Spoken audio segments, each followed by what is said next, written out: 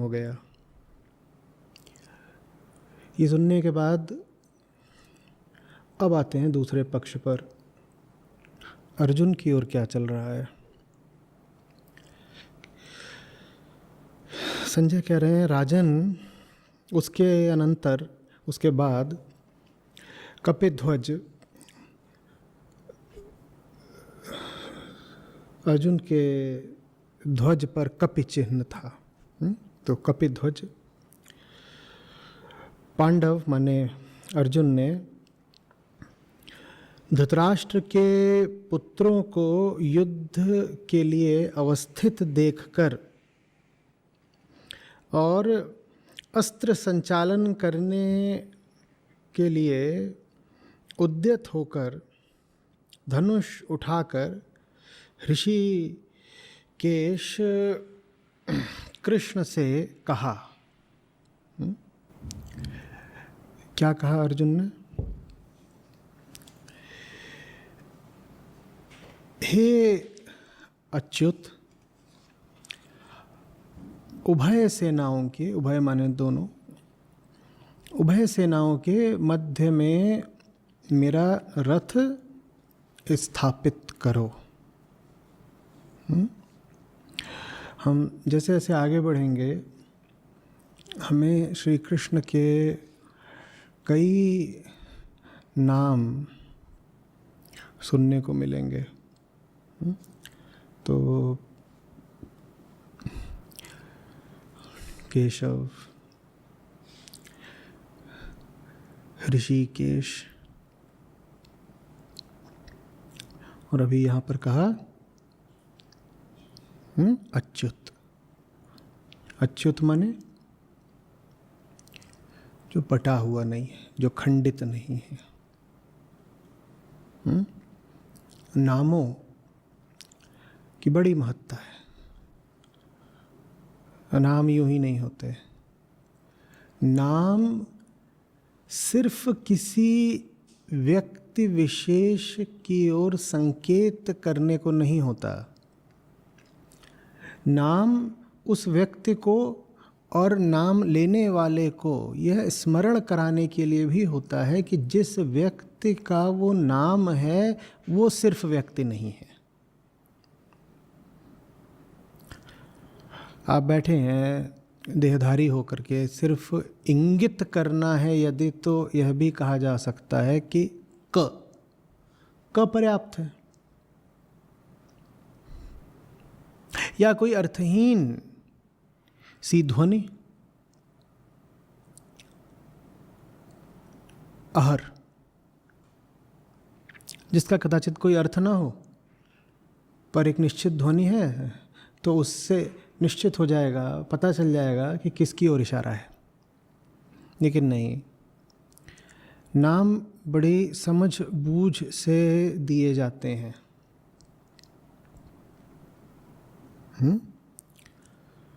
बाकी नामों की तो बात बाद में है।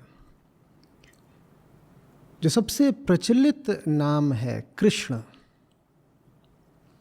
वह भी कितना सुंदर और सांकेतिक है।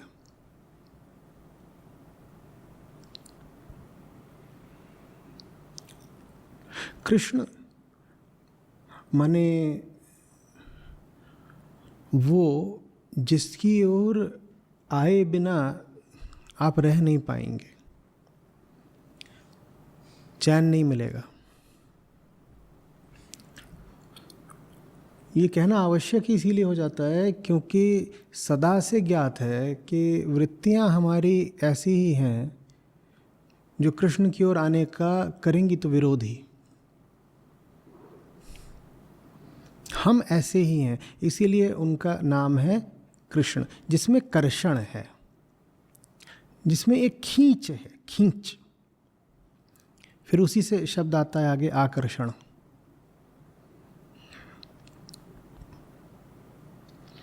वो खींचते हैं। खींचने की ज़रूरत क्या पड़े? यदि कोई विरोधी बल ना हो, कुछ ना हो जो विरोध करता हो और आप खींचें, तो खींचना अर्थहीन हो जाएगा, हास्यास्पद। कृष्ण नाम ही इसीलिए दिया गया है क्योंकि अहम आत्मा की ओर बढ़ने का पुरजोर विरोध करता है। यद्यपि अहम की गहरी, अंतिम किंतु प्रच्छन्न इच्छा भी यही होती है कि वो आत्मस्थ हो जाए। यही जो दुहरी चाल है अहंकार की, इससे संसार में सारी गतियां देखने को मिलती हैं। संसार एक शाश्वत गतिशीलता है और गति तभी हो सकती है जब एक बल को रोकने वाला दूसरा बल मौजूद हो। इन दो बलों के आपसी संयोग और संघर्ष से गति उत्पन्न होती है।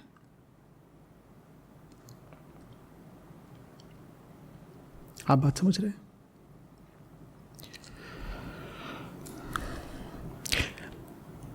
आप एक रॉकेट को आकाश की ओर भेजना चाहते हैं, जानते हैं उसके लिए क्या आवश्यक है? उसके लिए रॉकेट में वजन होना आवश्यक है। आप कहेंगे ये कैसी बात है? जी हाँ, और वजन का अर्थ ही होता है कि रॉकेट को ऊपर उठाने वाला बल जिस दिशा में काम करेगा, वजन के कारण गुरुत्वाकर्षण उसकी विरोधी दिशा में काम करेगा।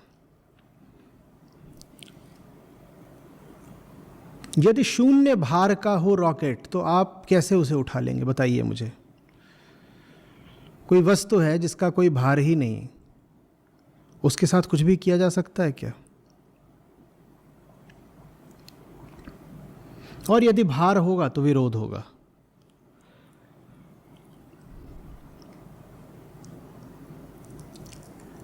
सारा संसार इसी तरह दो परस्पर विरोधी ताकतों के आपसी नृत्य से परिणीत होता है।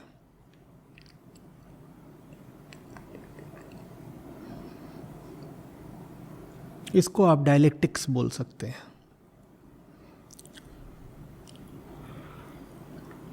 आप चल रहे हो जमीन पर, आप चल नहीं सकते यदि घर्षण ना हो। आप आगे बढ़ पाएं इसके लिए आवश्यक है कि आपको पीछे धकेलने वाली एक ताकत मौजूद हो, और यदि पीछे धकेलने वाली ताकत शून्य हो जाए तो आप आगे नहीं बढ़ पाएंगे, आप वहीं पर गिर जाएंगे।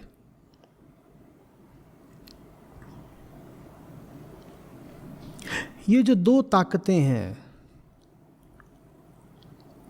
ये मूलतः आत्मा और अहंकार की ही प्रतिनिधि हैं, क्योंकि मूल विरोध वहीं पर है और उसी मूल विरोध से संसार उत्पन्न हुआ है। अहंकार आत्मा का मूल रूप से विरोध न करता हो तो संसार ही नहीं आएगा, और संसार का ही अर्थ होता है गति, तो फिर कोई गति भी नहीं आएगी यदि अहम आत्मा का विरोध न करता हो। और यदि अहम आत्मा का ऐसा विरोध कर पाए कि जीत ही ले आत्मा को, आच्छन्न ही कर ले आत्मा को, निगल ही जाए आत्मा को, तो भी फिर संसार अस्तित्व में नहीं बचेगा। इन दोनों का बने रहना जरूरी है संसार की हस्ती के लिए। इसी को कई बार आप अच्छाई और बुराई के परस्पर संघर्ष के रूप में भी देखते हो।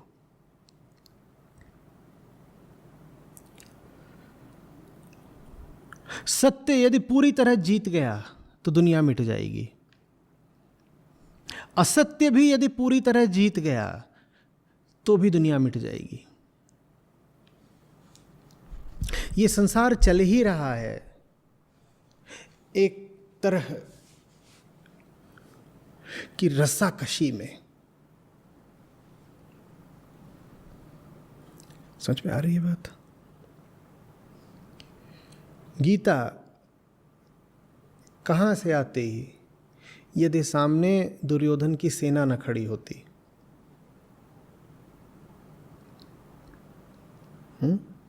दुर्योधन सदा रहेंगे, दो पक्ष सदा रहेंगे, जिसमें एक पक्ष सदा दुर्योधन का होगा, आत्मा होगी, अहंकार होगा, एक पक्ष सदा अहंकार का होगा।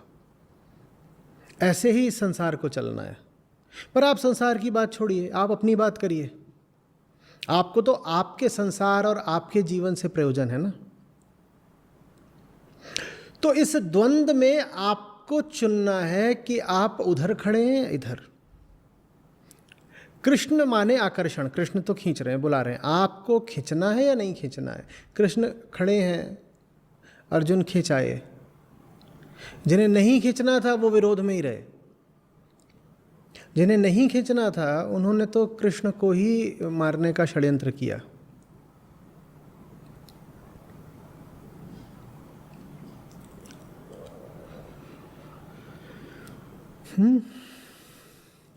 अच्युत जो सब तरीके के विभाजनों के पार है,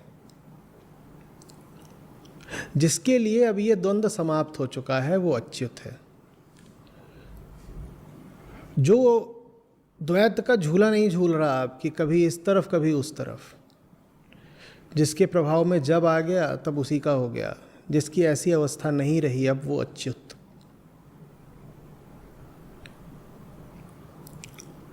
जिसका निर्णय हो चुका है वो अच्युत। जिसके लिए अब कोई संशय बाकी नहीं, वो अच्युत। जिसको अब और विचार नहीं करना है कि मैं कौन और जीवन कैसे जीना है, वो अच्युत। जो टिक गया, जो थम गया, जिसकी संशय की यात्रा पूर्ण हो गई, वो अच्युत।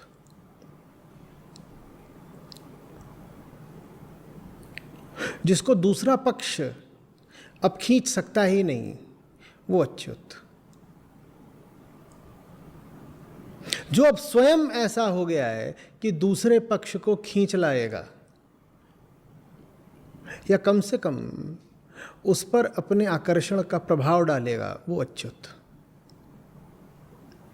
जिसको अब आप डिगा नहीं सकते, वो अच्युत।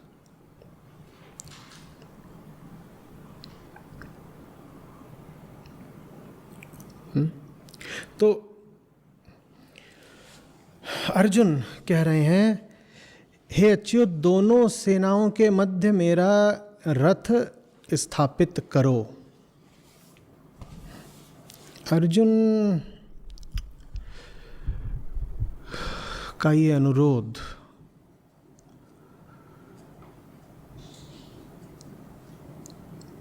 मेरे मन के बड़ा निकट रहा है सदा से।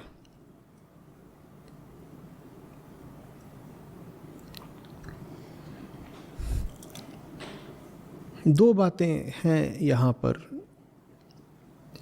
अर्जुन के विषय में, दोनों ही पूरे तरीके से अभी वयस्क नहीं, पल्लवित नहीं, परिपक्व नहीं, लेकिन दोनों के बीज बिल्कुल आरंभ में ही अर्जुन में दिखाई दे जा रहे हैं। पहला, अर्जुन को अवलोकन करना है, माने अर्जुन को ज्ञान चाहिए। दूसरा, अर्जुन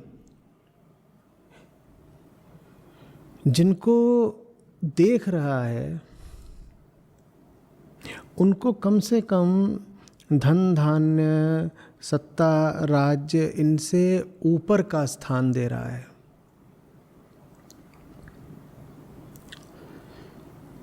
साधारण सांसारिक भोग से अधिक प्रिय कुछ और उसको पता चल रहा है, प्रेम। विशुद्ध प्रेम नहीं है, मोह ज़्यादा है, पर बीज है प्रेम का। वो बीज नहीं होता तो गीता भी अर्जुन को समझ नहीं आती।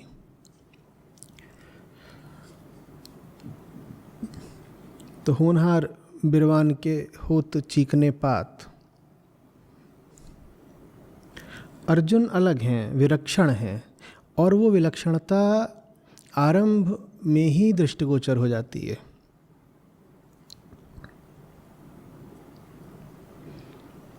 एक तरफ दुर्योधन व्यथित है कि कैसे हरा दें जल्दी से जल्दी। सारी गणना ये है कि किसकी सेना बड़ी है, किसकी छोटी है, कैसे अपनी सेनापति की रक्षा कर लें। दूसरी ओर अर्जुन, अंतर देखिए, नहीं गिन रहे कितने योद्धा उधर हैं, कितने इधर हैं।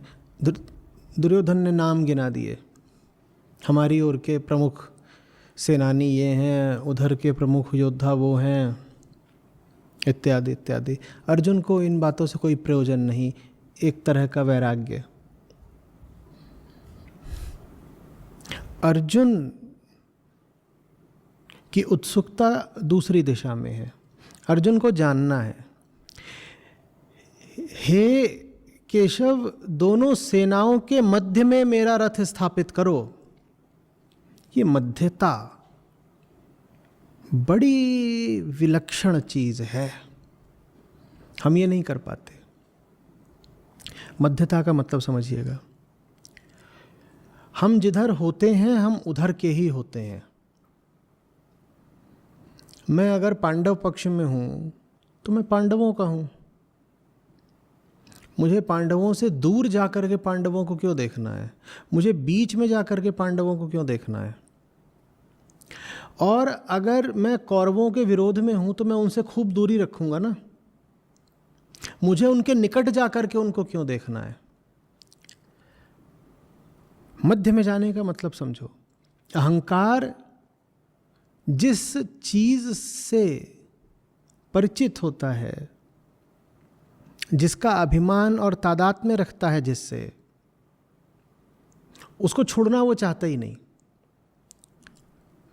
वो कहता है मैं जहां पर हूं वही सत्य है, दूसरी तरफ जो है वो तो असत्य है ही, और जो असत्य है मैं उसके निकट क्यों जाऊं? हाँ, मैं उसे नष्ट जरूर कर सकता हूं, उसके निकट जाने की कोई आवश्यकता नहीं।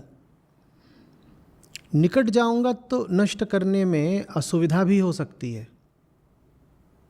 दूर रहकर ठीक है, यहां से ही नष्ट कर दूंगा।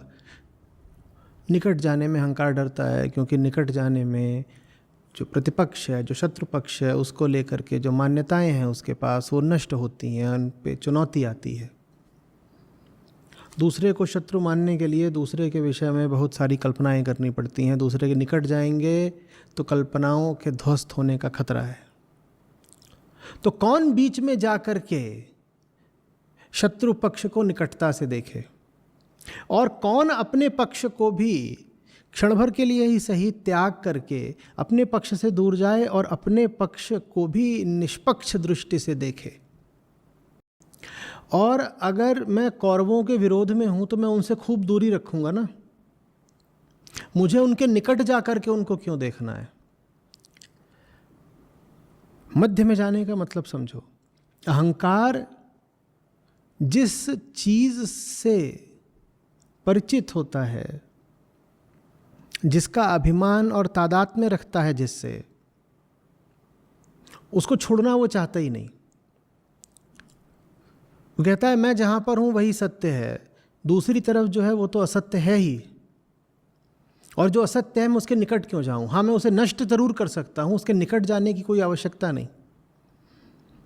निकट जाऊंगा तो नष्ट करने में असुविधा भी हो सकती है। दूर रहकर ठीक है, यहां से ही नष्ट कर दूंगा।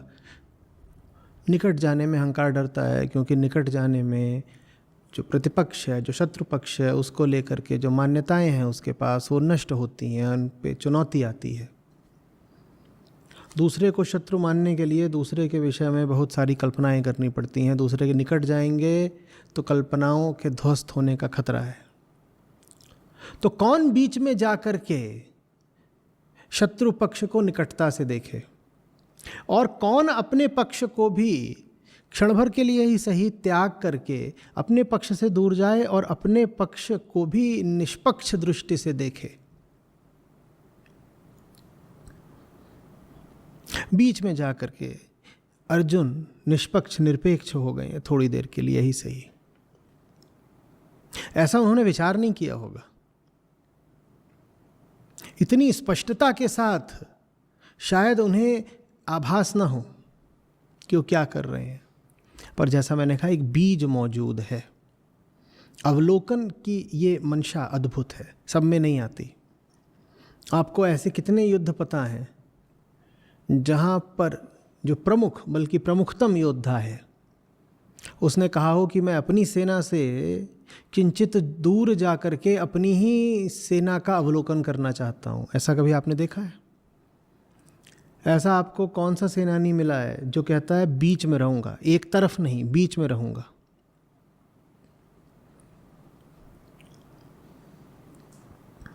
ये बहुत आवश्यक है और अहंकार के लिए बहुत मुश्किल।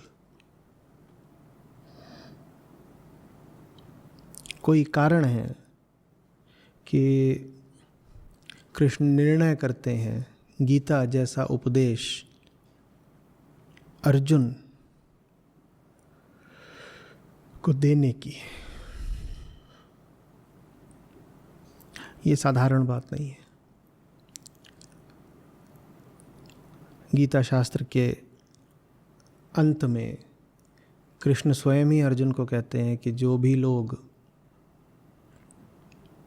मुझ में श्रद्धा न रखते हो अर्जुन, भूल कर भी उनसे गीता न कहना। जो बात वो अर्जुन को सिखा रहे हैं वो बात निश्चित ही अपने ऊपर भी लागू करेंगे। अर्जुन को कहीं ना कहीं उन्होंने सुपात्र पाया है। मेरी दृष्टि कहती है कि विषाद योग में अर्जुन की दशा ही अर्जुन की पात्रता का प्रमाण बनी।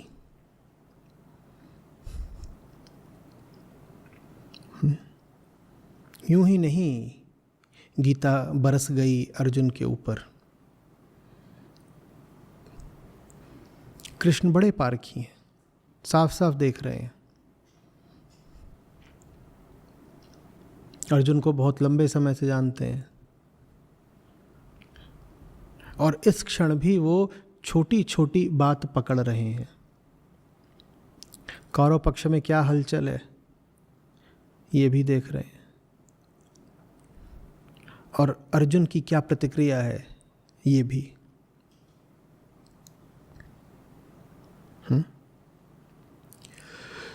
तो अर्जुन को जानना है। अर्जुन को लड़ना भर नहीं है, अर्जुन को पाना भर नहीं है, अर्जुन को जानना है। जाने बिना ही टूट पड़ना ये पाश्विक अहंकार का काम है। सामने चाहे शत्रु की सेना हो, चाहे कोई आकर्षक सांसारिक लक्ष्य, अहंकार तो चाहता है कि उस पर टूट पड़े यदि वह बुलाता है तो, लुभाता है तो। पशु ऐसा ही करते हैं।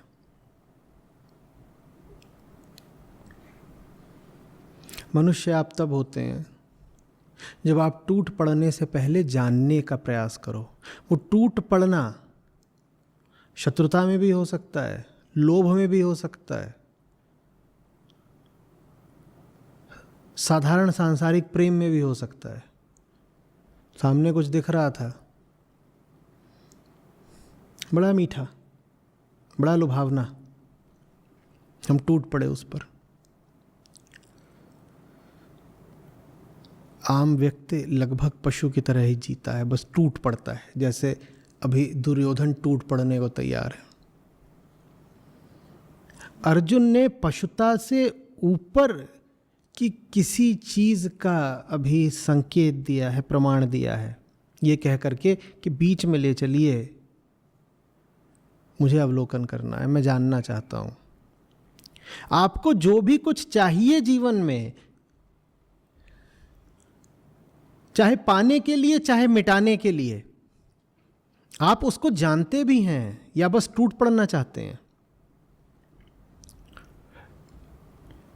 आप सामने की दिशा में भाग रहे हैं, चाहे मित्र से मिलने के लिए चाहे शत्रु को मिटाने के लिए। आप मित्र को जानते हो जिसकी ओर जाने की इतनी उत्सुकता, आप शत्रु को जानते हो जिसको मिटाने का इतना आग्रह नहीं, आपको बस टूट पड़ना है। अर्जुन ने कहा मुझे जानना है, मुझे जानना है। ये क्यों हुआ? अर्जुन के साथ ही ऐसा क्यों हुआ? कुछ कह नहीं सकते, पर एक बात लगती है, कृष्ण की संगत का असर होगा जरूर। बगल में ही धर्मराज युधिष्ठिर थे, उन्होंने भी ये नहीं कहा कि मुझे जानना है, वो तो शायद पहले से ही सब कुछ जानते थे, सब स्पष्ट था उनको, धर्मराज हैं भाई। अर्जुन ने कहा मुझे अभी जानना है, ये नहीं कहा मैं जानता हूं, मुझे जानना है, अभी जानना है। कैसे तीर चला दूं या कैसे पुष्प चढ़ा दूं, जब जानता ही नहीं कि सामने जो अभी है मेरे, वो वस्तु है क्या। मैं बार बार कहता हूं, गीता हमारे लिए तभी उपयोगी है जब हम अर्जुन हों, और अर्जुन हम सब हैं ही, क्योंकि हम सब के सामने एक लक्ष्य है। ठीक वैसे जैसे अर्जुन के तीरों के सामने लक्ष्य था ना। कोई है यहाँ ऐसा जिसके पास कोई लक्ष्य ना हो? जिसके पास भी कोई लक्ष्य है वो अर्जुन है। हाँ, साधारण व्यक्ति और अर्जुन में अंतर ये कि साधारण व्यक्ति बिल्कुल अंधेरे और अंधेपन में अपने लक्ष्य की ओर बढ़ता है, जैसा हमने कहा, चाहे उसे पाने के लिए चाहे मिटाने के लिए। अर्जुन को प्रकाश चाहिए था। अर्जुन ने कहा तीर तो अब बरसेंगे ही, उससे पहले कुछ समझ लूं, कुछ समझ तो लेने दीजिए। काश कि हम देख पाते कि कृष्ण कैसे मुस्कुराए होंगे उस पल।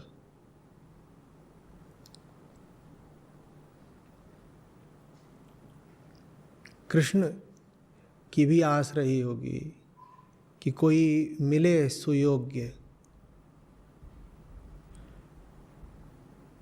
जिस पर गीता की कृपा की जा सके।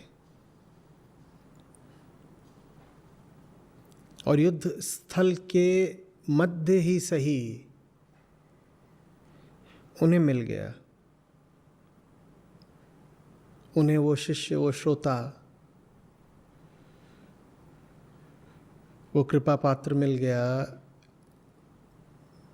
जिस तक गीता पहुंच सकती है।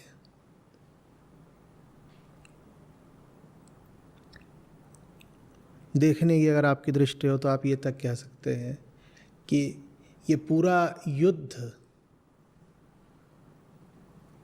तो एक तैयारी मात्र है, एक रंगमंच मात्र है, एक पृष्ठभूमि मात्र है। बस गीता को घटना था, गीता को उतरना था, इसलिए इतनी तैयारी करनी पड़ी, इतनी तैयारी करनी पड़ी। हाँ, इतनी तैयारी नहीं होती तो अर्जुन की तैयारी नहीं होती। ऐसे सेनाएं न खड़ी होती आमने सामने तो अर्जुन का मन वैसे कैसे स्पंदित होता जैसे अभी हुआ, और ऐसा स्पंदन न होता, अर्जुन में इतना क्रंदन न होता, तो गीता बेअसर चली जाती। उतरती भी तो निष्प्रभावी हो जाती।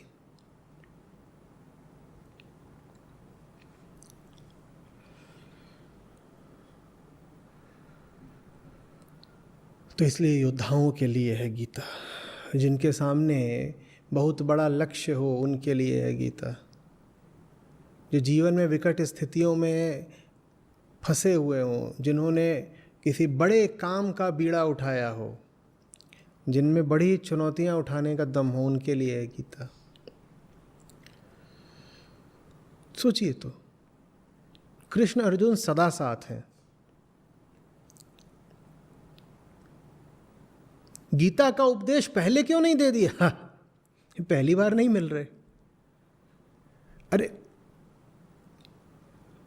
युद्ध से ही अगर संबंधित था गीता का उपदेश, तो भी युद्ध से 2 घंटे पहले तो दिया जा सकता था, युद्ध से 1 रात पहले दिया जा सकता था, ऐन मौके पर, बीच रणभूमि पर। यह बात क्या है? बात यही है, गीता आपके लिए सार्थक सिर्फ उस पल होगी जब आप धर्म युद्ध में मृत्यु का वर्ण करने को भी तैयार खड़े होंगे। नहीं तो गीता आपकी किसी काम नहीं आएगी। और यही वजह है कि इतिहास में मुट्ठी भरी लोग हुए हैं गीता जिनके काम आई है। गीता सिर्फ अर्जुन के ही काम आ सकती है। गीता सिर्फ उसके काम आ सकती है जो कौरवों की बड़ी भारी सेना का मुकाबला करने के लिए तैयार खड़ा हो, और डगमग भी हो रहा हो तो इसलिए नहीं कि सामने की सेना बड़ी है और मृत्यु का भय है हमें, वो विचलित कंपित भी हो रहा है तो इसलिए कि मारूंगा कैसे। इस विचलन में भी शूरता है। देखिए, अर्जुन का डर समझिएगा। अर्जुन को डर ये नहीं है कि द्रोण और भीष्म और कर्ण मिलकर मुझे मार डालेंगे। अर्जुन को इतना आत्मविश्वास है कि ये तो कुछ हानि मेरी कर सकते नहीं। अर्जुन को पता है, अर्जुन की शूरता ऐसी है कि अर्जुन को ऐसा संशय, ऐसा विचार उठ भी नहीं रहा कि हाय मेरा क्या होगा। एक अग्रिम आश्वस्ति है कि युद्ध यदि होगा